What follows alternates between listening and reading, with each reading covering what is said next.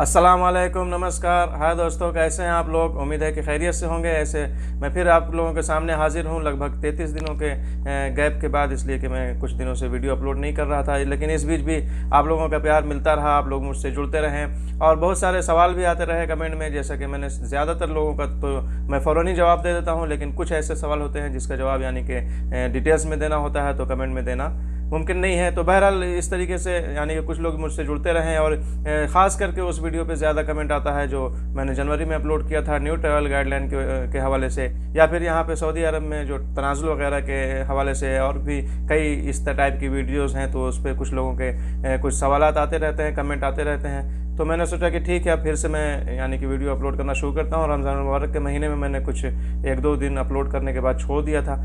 तो बहरहाल आइए, आज मैं आप लोगों से बात करने वाला हूँ सऊदी अरब से। कुछ खबरें हैं, कुछ सऊदी अरब की बात करेंगे। उसके अलावा एक इम्पोर्टेंट खबर है कुवैत से, तो उसके बारे में आप लोगों को आगाह करने वाला हूँ। तो इससे पहले कि बात शुरू किया जाए, अगर से अभी तक चैनल को सब्सक्राइब नहीं किया है तो प्लीज़ सब्सक्राइब करके बेल आइकन को प्रेस कर दें, ताकि आप लोगों तक इस तरह की वीडियोज़ पहुँचती रहे। आइए बात शुरू करते हैं सऊदी अरब से। सबसे पहले मैं यहाँ पे एक बात बताता चलूँ। जैसा कि आप लोगों को पता है कि सूडान में जो है तो जंग जारी है, उसके वजह से कई मुल्कों के लोग वहाँ पे फंसे हैं, जिसको वहाँ से यानी कि सऊदी अरब का बहुत ही सराहनीय कदम है कि सऊदी अरब वहाँ से लोगों को कई 80 ममालिक के लोगों को कम से कम निकाला है, और वहाँ से इनखला जारी है। वहाँ से लोगों को निकाल के यहाँ लाया जाता है, और फिर कई भारतीय भी इसमें, यानी कि हिंदुस्तान भी, अपना मुल्क भी शामिल है। कई भारतीय भी हैं जिन्हें यहाँ लाया गया और फिर अपने अपने देश उन लोगों को भेजा जा रहा है। यहाँ पर आप लोग उर्दू न्यूज़ की फ़ोटो देख सकते हैं, जिसमें पाकिस्तान का जिक्र है कि 1000 पाकिस्तानियों को भी वहाँ से निकाला गया। ऐसे टोटल जो है तो 80 मुल्कों का जिक्र किया गया है न्यूज़ में कि 80 मुल्कों के लोगों को वहाँ से सऊदी अरब के द्वारा निकाला जा रहा है, निकाल के यहाँ पे लाया जा रहा है। और यानी कि बहुत ही सराहनीय कदम है कि इस तरीके से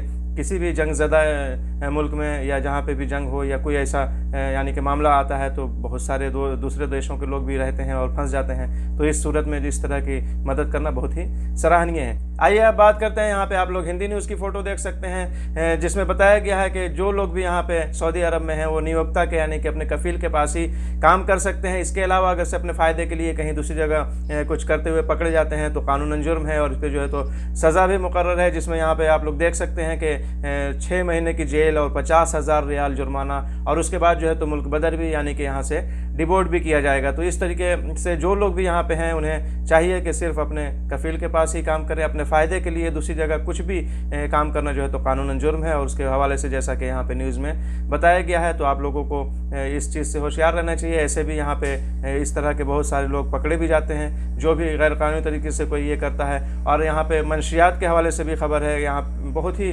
ज़ोरदार चेकिंग चलती है। जैसा कि कोई भी नशावर चीज़ लेकर आना सऊदी अरब या यहाँ पे फ़रोख्त करना किसी भी तरीके से यानी कि कानूनन जुर्म है। तो उसमें यहाँ के सऊदी शहरी भी पकड़े गए हैं और गैर मुल्कियों का भी हवाला है, जिसमें सर फहरिस्त पाकिस्तान का नाम है।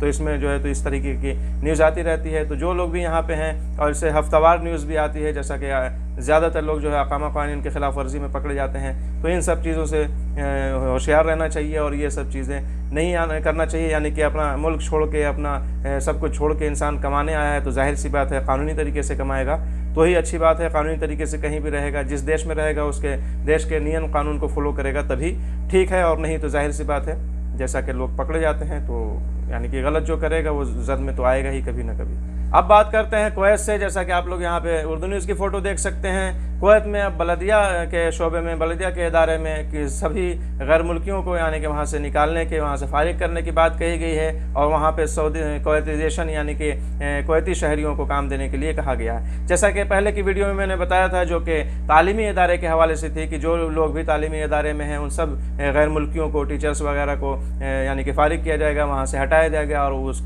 शोबे में जो है उस इदारे में, तालीमी इदारे में सऊदी कुवैतीजेशन होगा और कुवैती शहरियों को रखा जाएगा। तो इसी तरह अब यहाँ पे बलदिया के इदारे में सभी शोबों में बताया गया है। जैसा कि वहाँ के वज़ीर फ़हद अल शौला ने बताया है, कहा है कि बहुत ही यानी कि तेज़ी से काम जो है तो जारी है कुवैतीजेशन का, और इस इदारे में जितने भी गैर मुल्की हैं सभी को फारिग कर दिया जाएगा, सभी की छुट्टी हो जाएगी, और उनकी जगह पे कुवैती शहरियों को काम दिया जाएगा, कुवैती शहरियों को रखा जाएगा।